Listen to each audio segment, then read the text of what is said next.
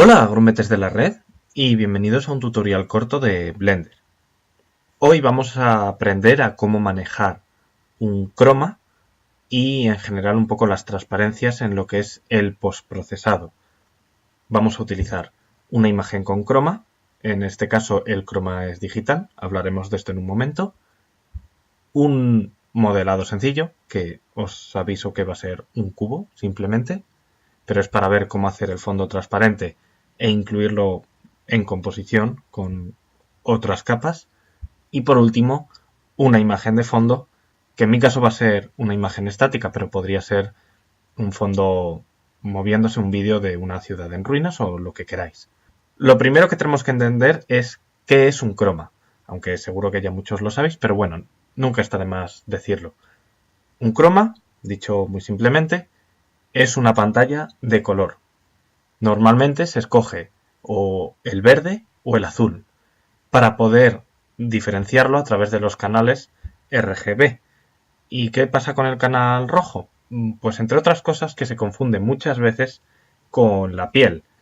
Nuestra piel, por la hemoglobina, tiene un color bastante rojizo dentro de lo que cabe. Luego, además se suele usar el verde sobre el azul porque en las capturadoras digitales, por cómo están ordenados los sensores, hay pues más o menos el doble de sensores del color verde que del color azul o que del color rojo. Por lo tanto, es bastante más sensible y se capta mejor la imagen del verde. De ahí los cromas verdes. Lo siguiente que hay que tener en cuenta en un croma real, es decir, en uno que se hace en el mundo físico, es que el croma no debería tener sombras. O al menos eso es algo que hay que evitar. Porque así el color es uniforme y al hacer el proceso que vamos a hacer ahora, todo sale mucho mejor. Si el croma tiene arrugas que causan sombra, sombra de actores sobre el croma, todo esto se ve un poco mal. Por ello, los actores, a ser posible, o el objeto que estemos grabando en general, si se puede, hay que grabarlo a una cierta distancia del croma. Una distancia como para que no dé sombra. Además de iluminar bien el croma por detrás de los actores. Dicho esto, también existe el croma digital, que es lo que vamos a usar en el vídeo de hoy, porque todavía no me ha dado la gana comprar un croma.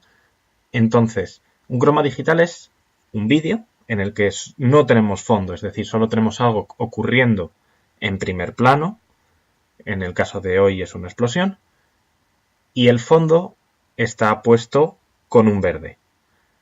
Es exactamente lo mismo, es más sencillo porque no hay sombras, porque está hecho digitalmente, pero el concepto es exactamente el mismo. Vamos a tener que decirle al programa que ese color verde es transparencia, tiene que traducirlo como transparencia. Dicho esto, vamos a empezar. Lo primero que vamos a hacer es una escena sencillita con un cubo. Vamos a asegurarnos de que aparece en la cámara. Perfecto. Vale. Si nosotros ahora pulsamos Shift Z, como veis, bueno, voy a ponerle una luz antes que nada porque tenga un poco de gracia. Vamos a añadir un sol, lo vamos a rotar un poquito y ya está, ya tenemos un cubo y se diferencian las tres caras visibles. Si os fijáis, el fondo tiene color, que sería este. Bueno, vamos a darle a que use nodos. Le podemos poner el color que queramos. ¿Qué pasa? Que nosotros no queremos fondo. Nosotros vamos a querer nuestro vídeo con croma con, bueno, en este caso una explosión. Después queremos introducir este modelo, pero solo el cubo, no el fondo. Y detrás queremos poner nosotros nuestro fondo. Para ello lo que tenemos que hacer es, aquí en las opciones de renderizado, si bajamos, hay un menú, un pequeño menú que se llama Film. Y aquí hay una opción muy interesante que podemos marcar que es transparencia. Y como veis, todo el fondo automáticamente ha pasado a interpretarlo como transparente. Os podréis imaginar que es útil para hacer cosas como la que estamos a punto de hacer, es decir, combinar distintas capas de renderizado o una capa de renderizado con un vídeo ya hecho. Con esto no necesitamos tocar nada más del entorno 3D, así que vamos a irnos al lugar donde se va a desarrollar toda la acción de hoy. Esto es el editor de nodos. Y diréis, pero si este es el lugar donde editamos los materiales, efectivamente. Pero veis aquí unas pestañitas abajo. Ahora mismo está en la pestaña de materiales y estamos modificando o estaríamos modificando el material de la lámpara de sol, que veis que es el objeto que está marcado. Sin embargo, hay otras dos pestañas. Nos vamos a meter en la segunda, que es el compositor, que es el postprocesado, para que nos entendamos. Le vamos a marcar usar nodos. Como veis, por defecto aparece un nodo de entrada, que es la capa de renderizado, y un nodo de salida, que es el compositor. Este de aquí, si nosotros bajamos en las opciones de renderizado, es precisamente lo que le estamos marcando aquí en postprocesado. Le estamos diciendo que pase por todo este proceso, es decir, que queremos, en realidad el output que queremos no es el de la capa de renderizado, sino el compositor, y este que es el, digamos, la secuencia de vídeo, que es lo que vimos justo en el último tutorial. Todo esto para decir que hay que asegurarse de que esto está marcado para que haga todo este proceso. Una vez hecho esto, vamos a ver qué inputs necesitamos, porque no necesitamos solo nuestra capa de renderizado, donde va a aparecer el cubo. De hecho, le podemos dar a que lo renderice. Ahí está renderizando el cubo. Pero así nos podemos hacer una idea de qué es este input. Este input es el cubo con el fondo transparente. Vamos a tener otro input, que va a ser un vídeo. ¿Qué vídeo? Pues voy a escoger donde tengo guardado, aquí, explosión croma. Voy a abrir también una ventana de una línea del tiempo para irnos un poco a mitad para que veáis qué aspecto tiene. En este punto de la línea del tiempo es una explosión con el fondo verde. Perfecto. ¿Qué más vamos a necesitar? Vamos a necesitar esa imagen de fondo, ese paisaje. Podríamos ponerlo como movie clip si fuera animado, pero podemos ponerlo como imagen ya que es estático en mi caso, que es este de aquí. Hay una cosa importante, esta imagen en su día la rendericé a 1080 creo, y como veis aquí voy a estar renderizando a 1280 por 720. Entonces queremos escalar esta imagen para que se ajuste a este tamaño. La proporción es la misma, pero queremos que sea de este tamaño. Para ello, lo que vamos a hacer, si está por aquí, si no lo busco, es poner escala. Como veis, lo que admite es una imagen de entrada y va a sacar una salida. No nos interesa indicárselo de manera relativa, es decir, no nos interesa decirle que sea un 80% más pequeño en el eje X y un 80% más pequeño en el eje Y. Nos interesa que sea como el tamaño de renderizado. Estas tres opciones serían un poco las que puede llevar a cabo para ajustarse ese tamaño. Puede cortar la imagen, que sería crop, puede agrandarla o hacerla más pequeña manteniendo la proporción de esta imagen original, aunque deje posibles bandas negras, y esta que estiraría, como su propio nombre indica, la imagen para que se ajuste tal cual al tamaño de 1280 por 720. Yo le voy a dar a fit y que sea lo que quiera. Lo único que no quiero es que se corte aquí sin control. Lo siguiente que vamos a hacer, voy a volver a expandir esto para tenerlo en mente. Lo siguiente que vamos a hacer es añadir otro output. En este caso, un viewer. ¿Por qué?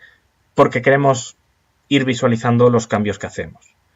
Voy a ponerlo aquí y con Shift y arrastrando con el clic izquierdo podemos añadir este pequeño nodo intermedio y así este es nuestro output.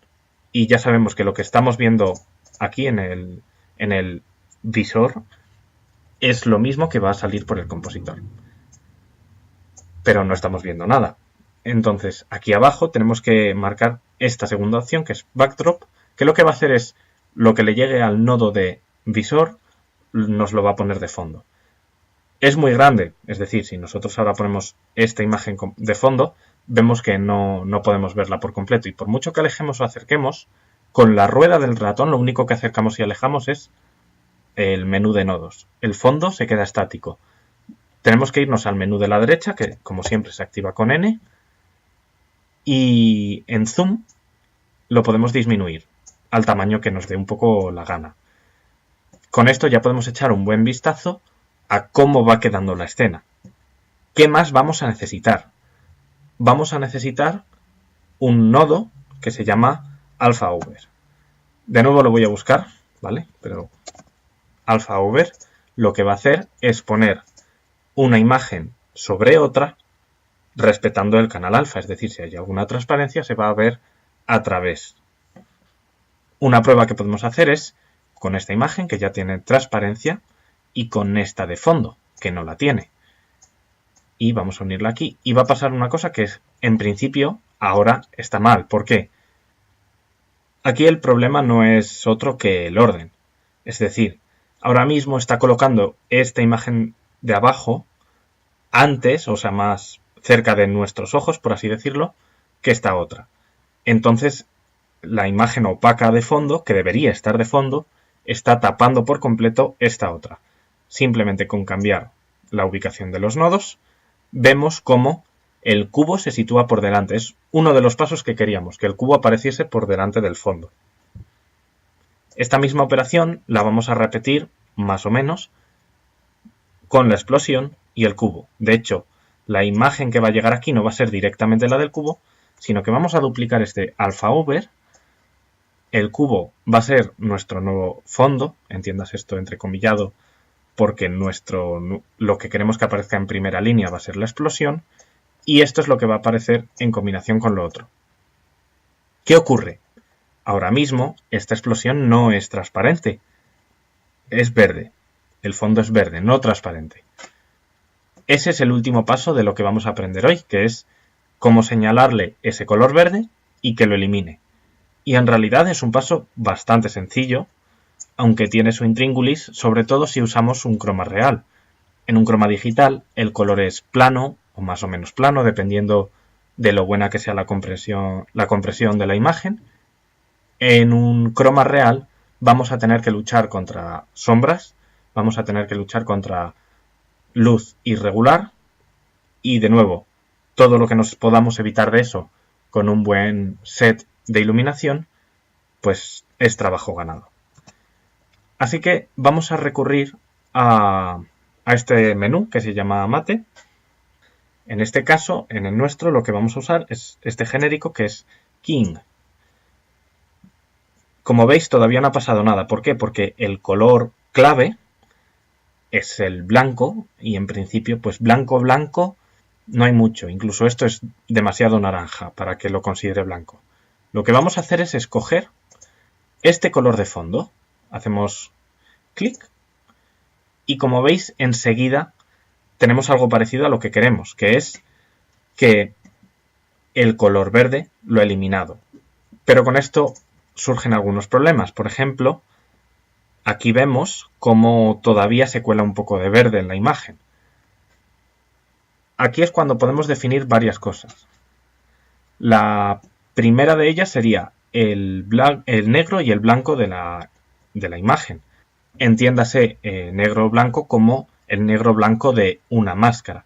Si nosotros subimos en negro, por ejemplo, vamos a estar eliminando más material. Es decir, vamos a ser menos permisivos. En cuanto aparece un poquito de verde, nos lo estamos cargando. Tampoco es bueno subirlo tanto. Sí que es bueno con el blanco que no esté tan al 1, porque a la mínima que haya una diferencia, sobre todo en cromas reales, eso nos va a perjudicar. Otra cosa que podemos hacer es dilatar, erosionar. Esto sonará a quienes hayáis trabajado un poco con procesamiento de imagen y es el método que existe para, digamos, bueno, erosionar. Imaginaos lo que es visualmente erosionar y lo que es visualmente dilatar y ahí tenéis el proceso. Es decir, si nosotros marcamos en negativo, ¿veis cómo se está erosionando esa selección de la máscara? Pues esto nos puede servir para eliminar parte de ese verde que se estaba intrometiendo. Luego podemos hacer un blur, un suavizado posterior, para que las marcas no sean tan planas. Y realmente tampoco nos interesa toquetear mucho más. Podemos hacer por aquí, marcarle cuál es la diferencia entre el color detectado y el color que le hemos marcado como color clave para que lo elimine. En este caso creo que está bien el resultado, si no sería cuestión de juguetear con todo este bloque. Y una vez hecho esto, en realidad ya está. Vamos a repasar, tenemos nuestro vídeo con croma. En este caso digital, podría ser de la vida real perfectamente. En el caso de cromas de la vida real, normalmente hay que hacer alguna triquiñuela extra por ese tema de las sombras. Hay que tener un cuidado adicional con este bloque por lo mismo, pero en este caso es digital. Le marcamos el color a través del cuentagotas y de hecho si acercamos al centro, sin pasarnos, pero si lo acercamos un poco al centro la selección, podemos hacer que elimine un poco más que el fondo y nos ahorramos un poco esos bordes un poco de color verde que quedan de no haber eliminado por completo el fondo. Con esto se genera esta imagen, a ver si la puedo sacar, que sería esta de aquí. Con esa imagen y esta otra que sale del modelado, lo que hacemos es mezclarlas, que sería esto de aquí, esta composición de aquí. Simplemente una sobre otra manteniendo la transparencia. Con ese resultado hacemos exactamente lo mismo con esta imagen de fondo, que podría ser, en este caso es estática, podría ser dinámica. Y con eso hacemos exactamente lo mismo con esta imagen de fondo. En este caso es estática, perfectamente podría ser dinámica. Le hemos aplicado aquí una escala para que sean del mismo tamaño. He mirado el tamaño de esta de aquí, si no tendríamos que hacerlo también, pero esta imagen es también de 1280 x 720, así que no hay problema. Y esta de aquí pues ha sido renderizada con esta resolución, así que son todas del mismo tamaño. Podemos jugar sin problemas entre ellas. Volvemos a hacer el alpha over y por último esa imagen es la que nos llevamos a la salida. Este sería el resultado final. Voy a renderizar estos 120 fotogramas y cuando haya acabado vuelvo. Pues aquí os dejo con el resultado final. Simplemente espero que os haya gustado el tutorial como siempre, que os haya sido de utilidad y nos vemos en el próximo vídeo.